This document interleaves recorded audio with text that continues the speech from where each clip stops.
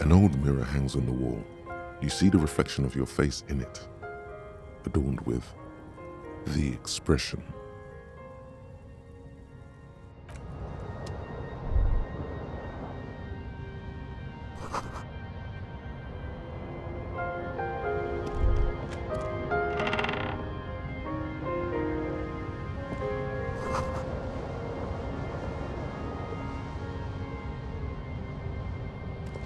On the table, you see a bowl of water, a rough soap, and next to it, a small hand mirror.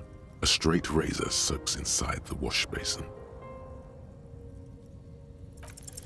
Like an artist with a brush or a master swordsman, you use the small mirror and the straight razor with some soap to remove all that unkempt hair from below the nose line. The sharp blade chafes against your skin, producing a scratching sound. The surface underneath the beard feels tender, the air brushing against it chilly. They feel so smooth, surprisingly so. A feeling of freshness overcomes you, as if you just came from a cold bath. You don't have a face anymore. It's all baby ass now. The water reflects back a vague image of your clean-shaven face. Despite the bulbous nose, unkempt hair, and persistent swelling, you look a little younger, maybe.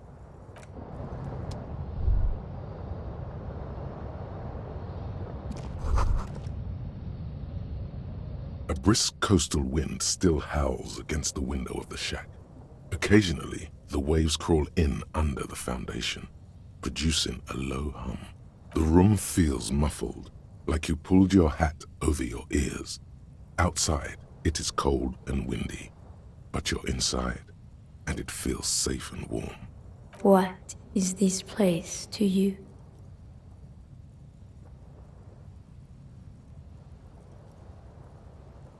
Behind the half-built cinder block house at the other end of the village, there are 3 people drinking. Your new crew. You don't need the old crew. Oh no, you have a new crew to get drunk with.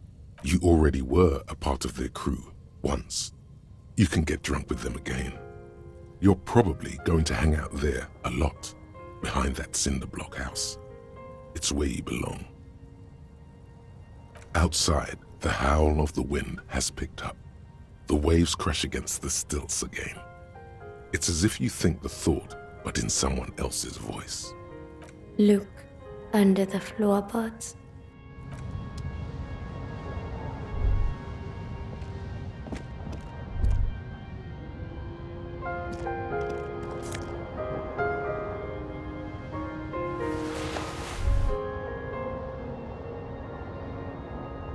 An old mirror hangs on the wall. You see your reflection.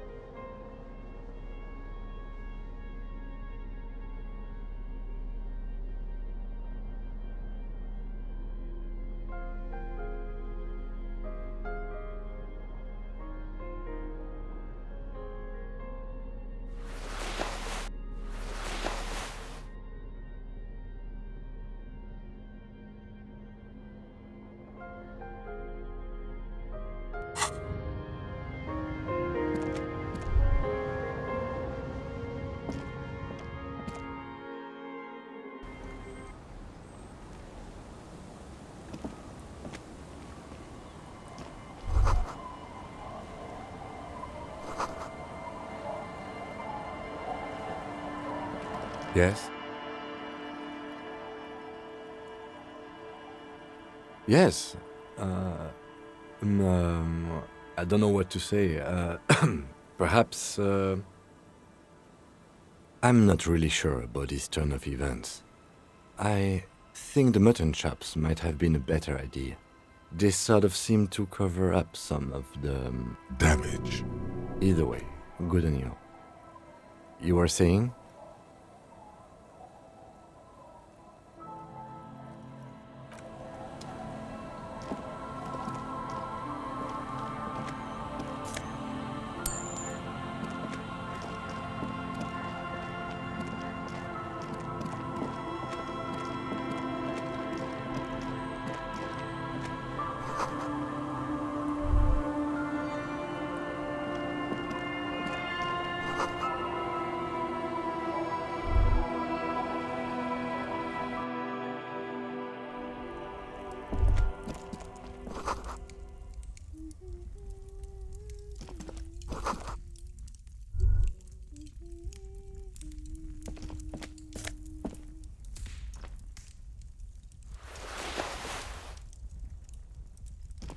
Hello, mister.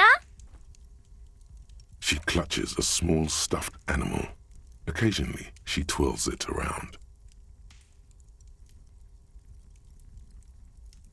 It's a grouse. Wasn't Garp, the cafeteria manager, trying to repair a piece of taxidermy? Sure. I mean, you already took it. I don't like it anyway. It looks angry. Yes. They don't want to play with me. They're older and play outside. They look the same.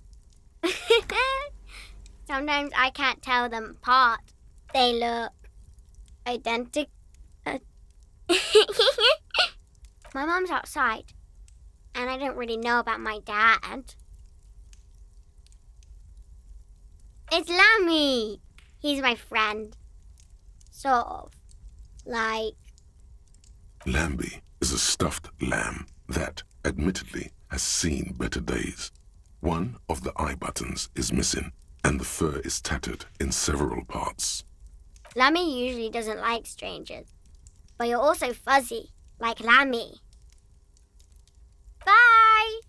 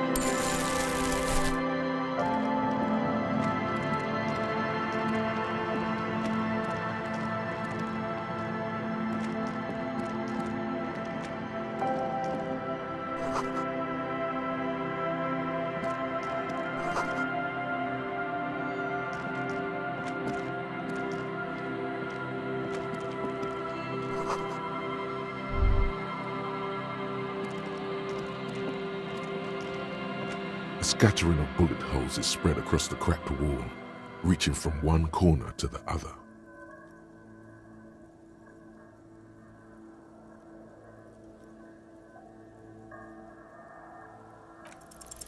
Unable to piece together the big picture just now, there's a hole in their hypothesis. The scattering of bullet holes looks like one giant smiling.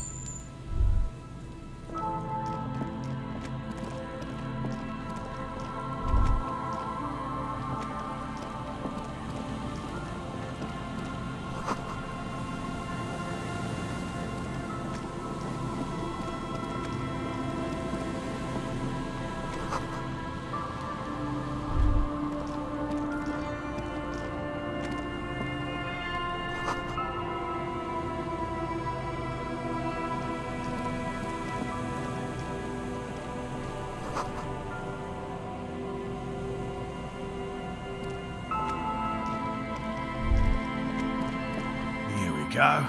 Nice and easy. No way out, little guys. Not out of this jam. There's a cylinder on the ground in which the man is arranging some netting. It looks like some kind of trap. He notices you. Who's there? Oh, the police. Hello, officers. His self-conscious enthusiasm renders his movements ungainly. He looks like your understanding of a scientist. Is that the police? Why are the police here? Don't worry, Gary. I'll handle it. To what do I owe the pleasure? Of course. Thank you for passing along the message. That damn water lock is broken, and we can't go all the way around the A81. Oh, good. We should really be getting back. Gary could use a hot shower and a warm bed. Did he say we can go back now? Yes, Gary. We can go soon. If you see Lena, tell her I won't be long. Sir, your wife is waiting for you. I just have to do one more round. See if the phasmid has taken the bait. Then we go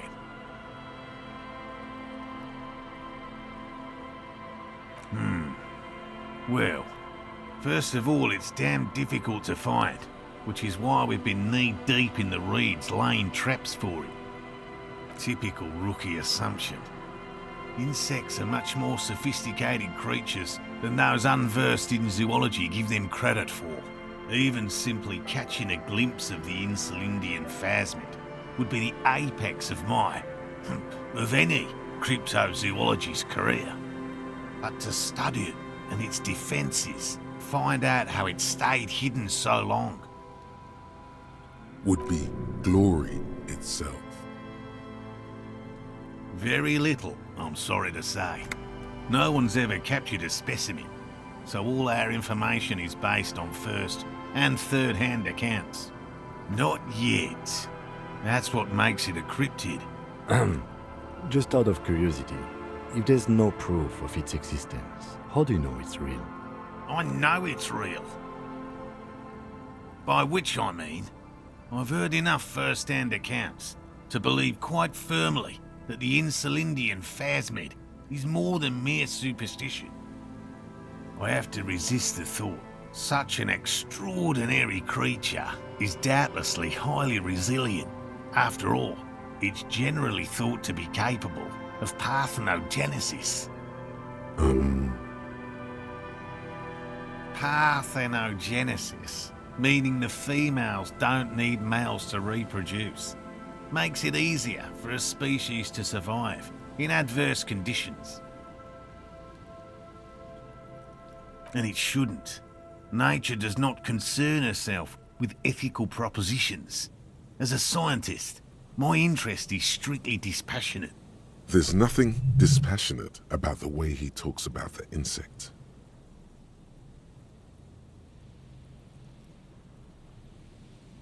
Well, they may not look impressive, but Lena designed them quite cleverly, so I'm sure they'll do the trick. Locusts. Nearly all known phasmids are herbivores, of course, but we've hypothesized that the Insulindian phasmid might occasionally prey on other insects. Inside the traps, a number of locusts crawl and tumble over one another in a tiny, chittering swarm. Yes. What? And I'm eager to return to her, I assure you. But I can't leave before we finish with these traps. My wife understands that just as well as anyone. Come on, Morel. We've been soaking out here for days. It's time to go back. And leave the traps? Absolutely not. I won't let Lena down. Come on, she wants us back. I'm soaked up to my nuts over here. We'll both catch reed crabs if we don't dry out soon. I'm doing this for science, and so is she. Of course it's important to her. She's seen it. A verified sighting, on record. One of only 4 this century, and it's hers. She's seen it? Yes, that's how we first came to know one another, in fact. But that's her story to tell, not mine. Suffice to say, it's long been our dream to find proof of the Insulindian phasmid together. I can't abandon course now. His spirit may be willing, but his body might be too old to endure the rigors of the coast. No. The traps need to be monitored on a regular schedule. What would we do if the phasmid were to starve while we were sipping tea at the hostel? I could go for some trap setting. I didn't expect you to take such an interest in our work here, officer. Well, be that as it may, I'd really appreciate the help. There are 4 in total. One is to the south, on this little peninsula, by the boathouses there. It's very near. Another we set in Land's End, to the northeast. It's behind a small sand dune there, on your way to the old radio tower, after the church. The third is set near the canal, where you crossed, by a concrete slab. A big thicket of reeds going up the slope, and among them, you should check at least one of those before returning to this one, since I just said it. This one's more of a technicality, but still, better safe and stupid than sorry. That seems like a lot. Do we really have time for this extracurricular venture? Is it?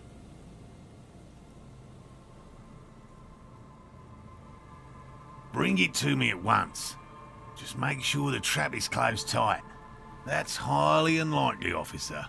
But in the event you do, I'll spray you with a pheromone mixture I developed. Did you hear that? Pheromones. You were right about the teenagers. Oh, I doubt there is any connection there. Anyway, these pheromones will attract the insect to you, or at least prevent it from bolting at the sight of you.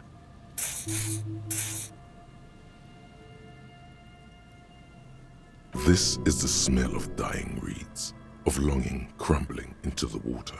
I hope you're not buying this. It dispenses it without letting you touch the canister, so it would be precious like holy water. It is precious. A single dose cost me 50 real to develop. Not that I expect you to understand self-financing one's own research. Right, which means you two can pack up and go back to the whirling. Finally, someone's talking sense. Thank you for your help. Gary and I will start breaking down camp. If you have any more questions, now's the time to ask. We'll be gone once you get to it. What about his eager-to-leave friend Gary there? Talk to him too, perhaps. Hello, I'm Gary. Very generous of you to help us out, officer. Yellow man. I mean, officer. The lieutenant raises his eyebrows slightly and takes out his note. Yellow man. That sounds awfully familiar. Something to keep in mind for later. I'm just waiting for my friend Morel to finish up with his insect traps so we can return to civilization. I like nature, just not this bloody coast. It's mostly drunks and degenerates that come here. Dark times will do that to good men. Not many Sealites here, or anywhere, other than Sail. I meant no offense, truly. Oh, yes, of course he is. I was just speaking about his connections. My mug? Why would you think that? His eyes widen at the sight of the mug. He's seen it before, all right.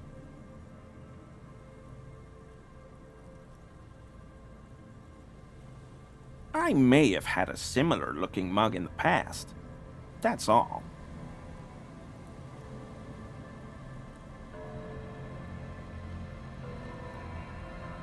Maybe. Okay. Yes, I did. I know I shouldn't have, and I am very sorry, officer. You're not going to find me, are you? Using a standard form, officer. It's 50 real.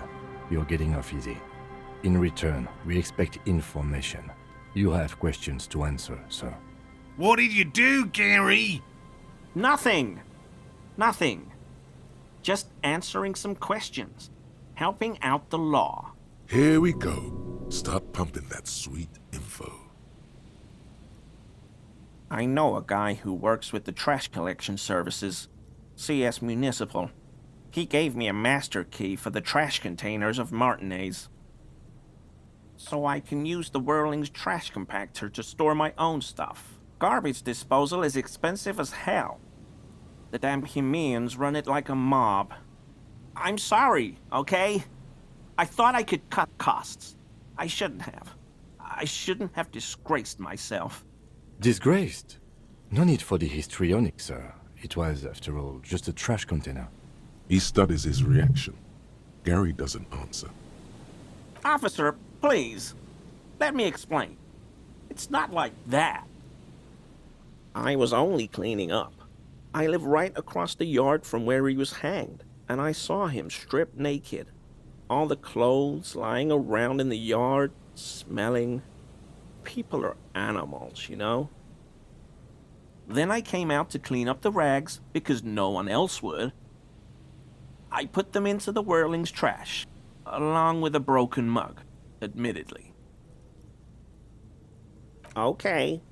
I was coming to throw the mug away, and, well, I threw the mug there and the clothes too. Right. It was just civic duty. Exactly. That's exactly what it was. Civic duty. As he shifts uncomfortably, a series of clicks, like the clinking of glass beads against one another as they roll across a hardwood floor. You've heard this sound before. But where? What sound? I haven't the slightest. There's lots of weird stuff out here in the reeds, though. Insects, trash. Could be the wind shifting some garbage nearby. Every day, the wind shifts the reeds and whatever was left in them. Tambourines and condom wrappers, plastic and glass bottles. The smell of decay. Armor? No. I mean, yes. Of course. I know he was wearing armor, but I don't know anything about it. There's something going on here.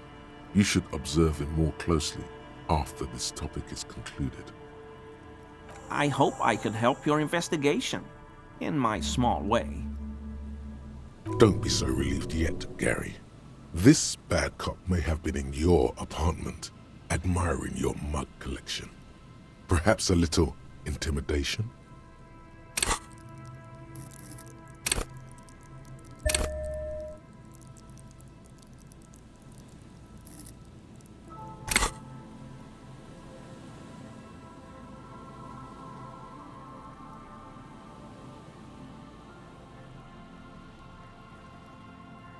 Sure do, officer.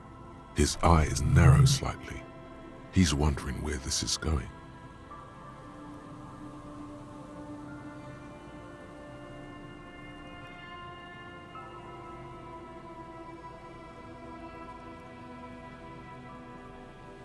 How?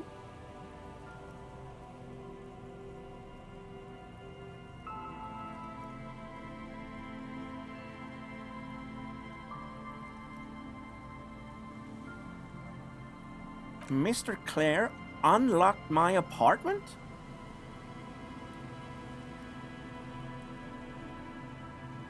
So you work for Everard Clare? Officer, please tell him we're good. No, tell him I'll make it up to him. What have I done?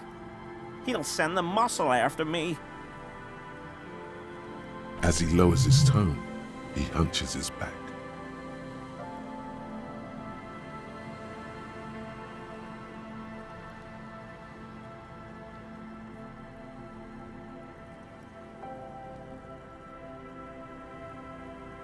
What could it be about? I probably talked too loud. In the whirling. About some theories I had. Whatever it is, I'm done with it. I won't do it again. If there's anything I can do to assist you, or the Union, just ask, okay? I'll try to help if I can. This scared him proper. He's positively melting from fear.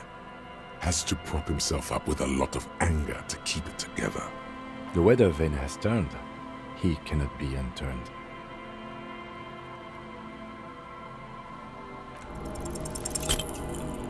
Is he? He's looking comfortable enough. Maybe it was just beads. Sounded like beads. But what kind of beads might a man like Gary be hiding beneath his clothes? You wouldn't be able to hear if you were wearing any beads. Please excuse my colleague's humor. Working this murder case is taking a toll on us both. You don't quite have to answer that yet. Of course.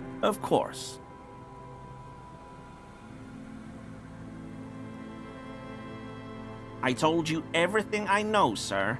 I'm truly sorry for the mug, but I have nothing to do with that. He's not feeling too comfortable in his own skin. Odd, I'd say.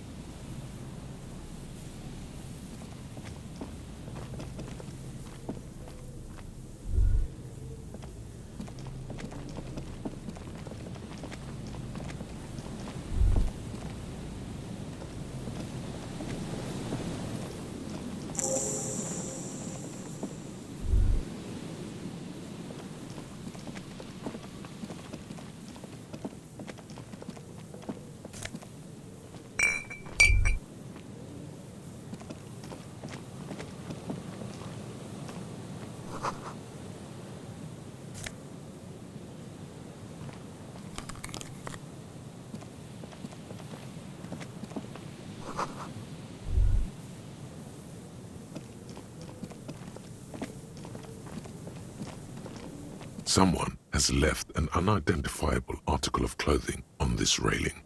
It smells really bad. It's streaked with dried seagull shit and tangled with pieces of seaweed. A dangling arm suggests that there might be a jacket beneath the crust of filth. Please tell me you're not taking that with you. A clue? You think our suspect is a seagull who's been defecating on unsuspecting jackets? You should still take it.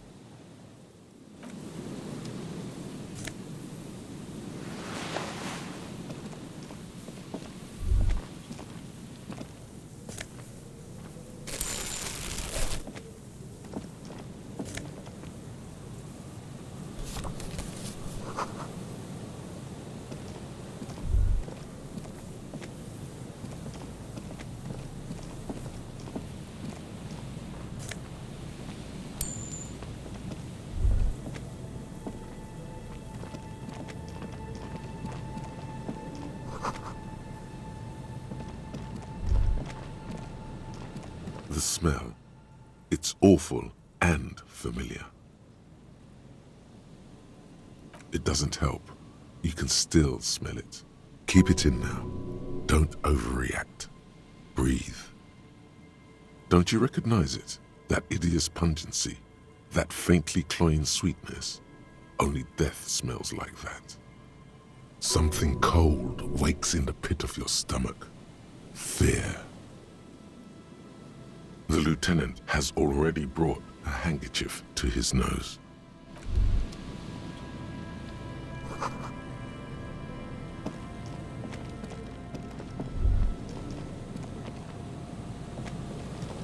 There's some tear, an empty cigarette package, and a crumpled kebab wrapper in the trash bin. 2 empty bottles of Tallulah vodka and a can of black potent porter is all you find.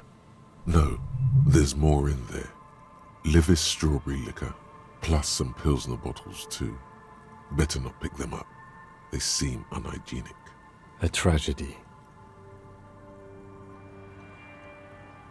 Whoever tossed it here was a heavy smoker.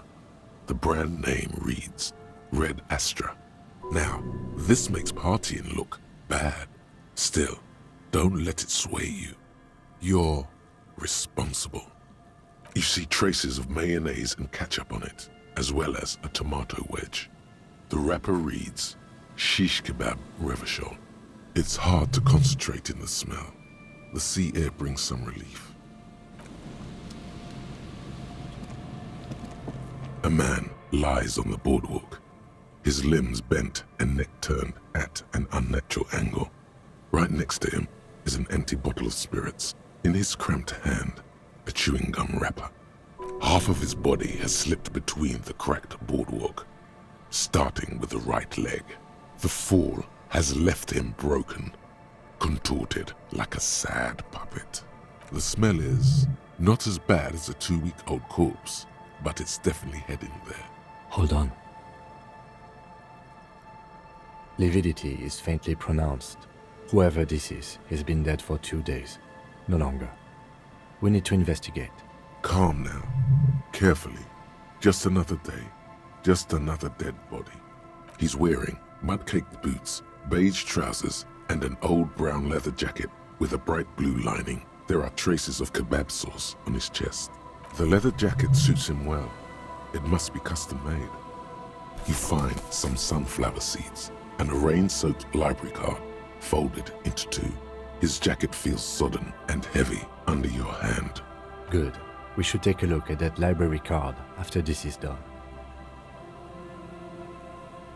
The man has fallen through a crack in the boardwalk and hit his head against the metal bench. Coagulated blood covers his black hair. One of his feet is still dangling through the hole.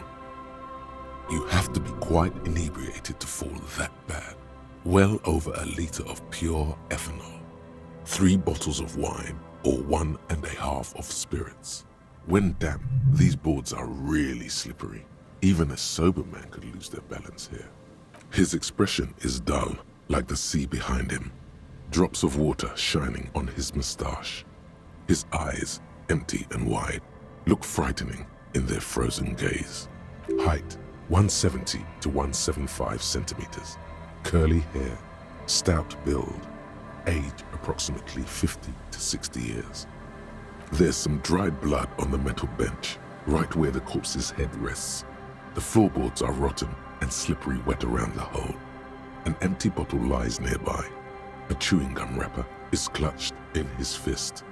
Be very, very careful where you step here.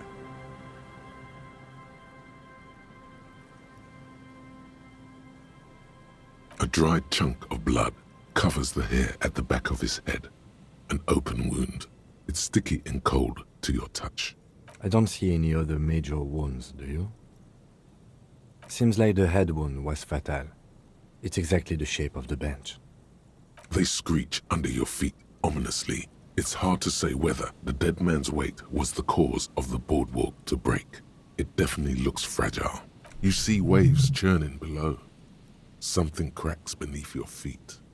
A .75 liter Tallulah vodka with its cap missing. There's hardly anything left inside. It's mid-market spirits with a slight touch of menthol. The man meant to enjoy himself, have a good time. Tear all around us. I'd prefer if you didn't collect them this time. It's not proper. Rybowski spearmint chewing gum. Green leaves on the cover. The man's mouth is half agape from the terror of the fall. The blackness of death. Stench. You think you see white chewing gum too. Confirmed. Nearly the whole pack is there. Solidified on his lower rear teeth. He ate the whole pack, right? It's to cover the smell of alcohol before going home. The worst thing is, I've seen it before. Almost the same scenario. Even the chewing gum. It's always the same. The entire boardwalk creaks in the wind as you take a step back. From where I stand, I can see two options. We either take the case and follow the leads to identify the body on our own, or we report back to the station and leave this for our colleagues to handle.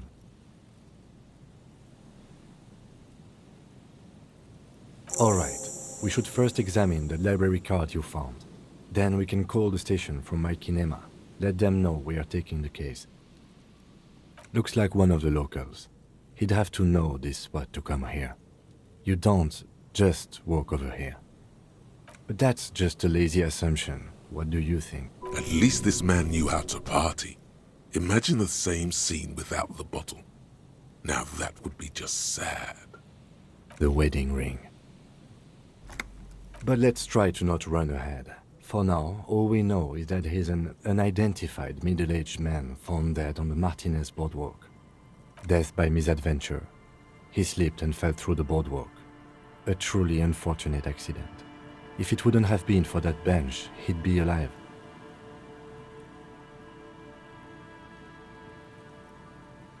It does seem to be a pretty straightforward misadventure, although there's still a question of identifying the body.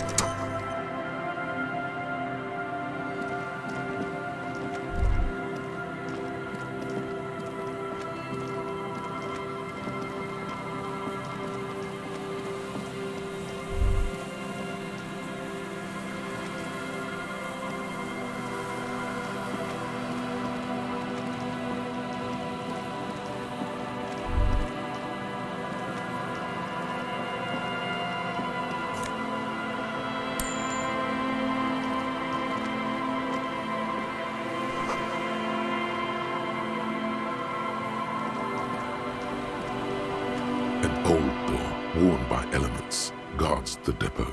The wind has blown a sand dune in front of it. The door hasn't been opened in a long while. You see a handle. It's military, a service depot of some sort. Probably something that is no longer there.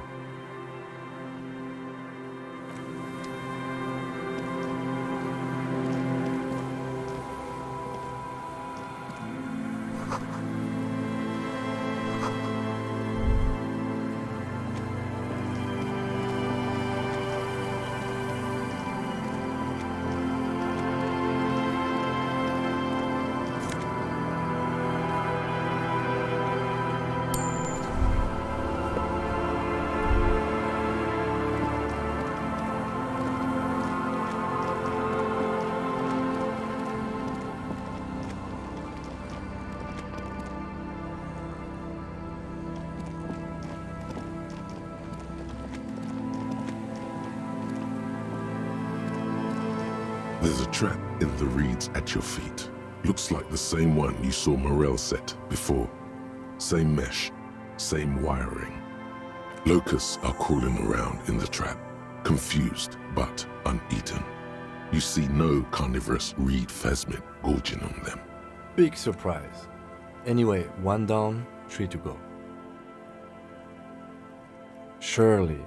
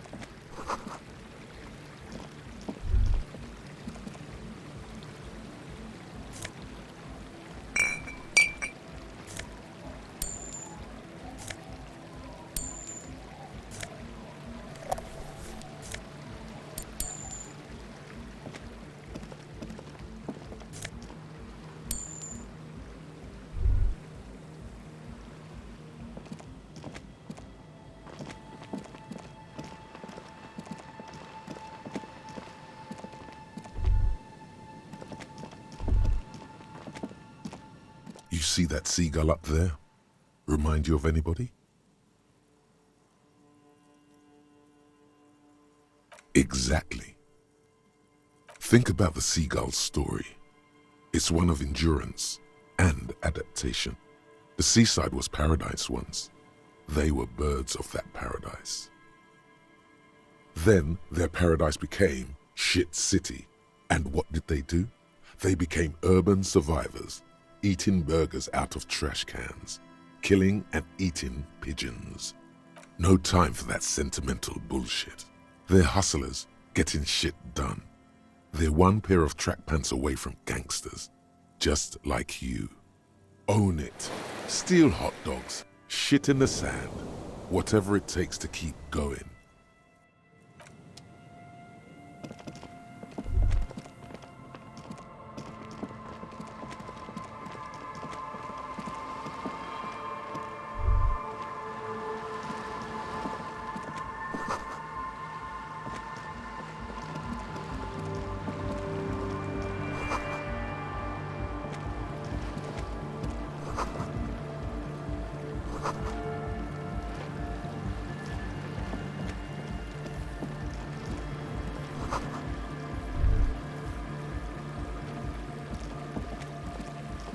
A pane of eternite has been planted into the snow. 2 poles are holding it up. Barely holding it up. It could fall over any minute. A stronger gust of wind might be enough. The pane falls into the icy snow with a soft thunk. We should ask that girl on the ice what's going on here.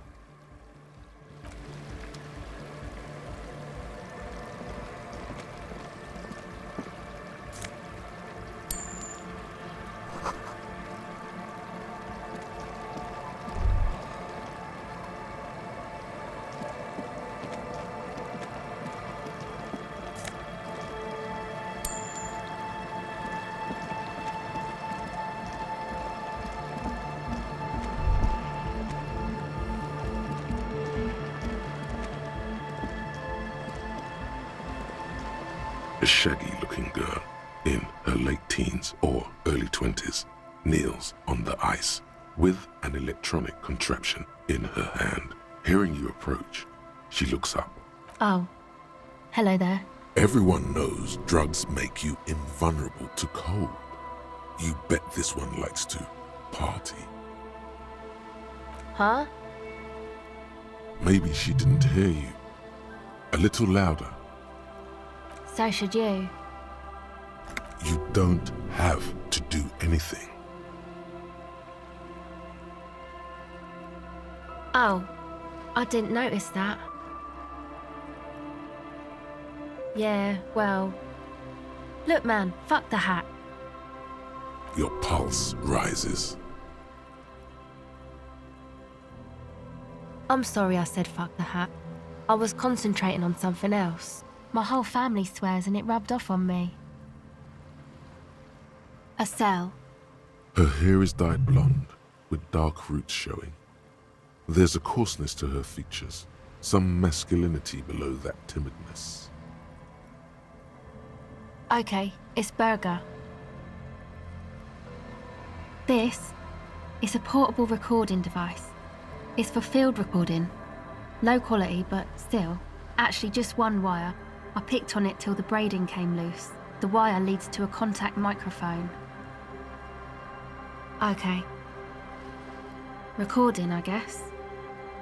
I think I'm recording cracks in the ice, but there's no way to tell. Not without headphones. I think I just recorded your footsteps too. Not sure how that will sound. What happened to the old headphones? My boyfriend sold them. I don't know, man. Things. Just stuff you need for life. Everything checks out, sire. The musicians in the Elysium used them for making music. They looped the stuff, cutting the tapes together. They make music out of cracks in the ice and keys jangling. Crazy sounds like that. It's hard to explain. Anyway, I thought I'd make some too. It's supposed to be, like, a music place anyway.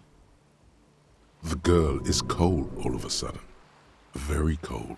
I don't really know what I'm doing. They use synthesizers too. I don't have a synthesizer. The sharp drop in endorphins is almost visible, like a warm blanket has fallen off her shoulders. The wave of chill, the quivering jaw, indications of a drug high. She is on some kind of stimulant, amphetamine or methadone, and its effects are wearing off fast. She will begin to experience more and more valleys now, and fewer peaks. Take this, you're cold. No, man, fuck that, I'm cool. I'm sorry I said that. I'm sorry about the fuck. It's okay.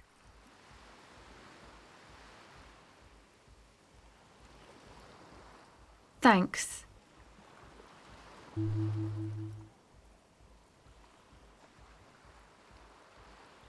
That? The boys think it could be a place, like the Elysium or something. Stupid. It's really not gonna be a Elysium, that's for sure. And who are these boys? Yeah, Andre and the guys, they're inside, in the tent. Go ahead. It's supposed to become like a club for anodic dance music, like that new style of synthesizer stuff they play at the Elysium. Except that, yeah. The floorboards are twisting, and the shooting beams are slowly cracking, like bones. Far east of the Golden Delta, beyond the industrial port, there is a black patch of unlit coast with the smallest creatures on the ice. There will never be a club for anodic music here, not in a million years.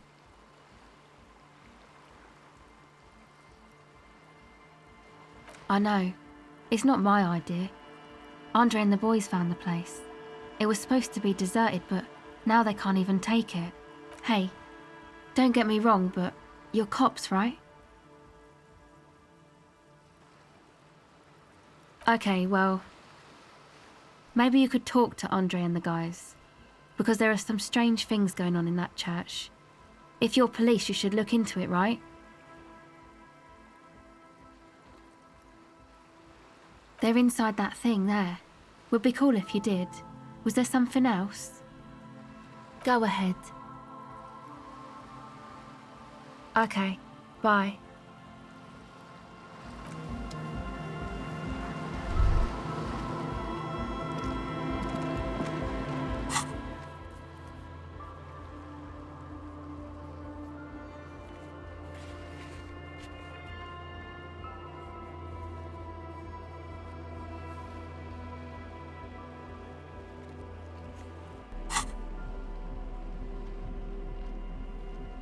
The library card is folded into two and still slightly wet to the touch. The front side reads, Central Jamrock Public Library Card, issued to Billy Mejean, expires July 53. Whoever owns this card is an avid reader. You find a list of books written in blue pencil. Radio thriller. Stand a little less between me and the sun. The last one in the list is The Glinting Curve by M. Theobald. A library stamp indicates that the book has been returned. Most of these titles seem to be in the sci-fi genre. Some thrillers too. If lost, please return the card to the library. Dial 005 02 55211 or visit us at Moreau Street, 78, Jamrock. Business hours, 900 to 1800. Good. We should give them a call from my kinema. See if we can learn anything about Billy Mejean. Good idea. There was plenty of information here to go by.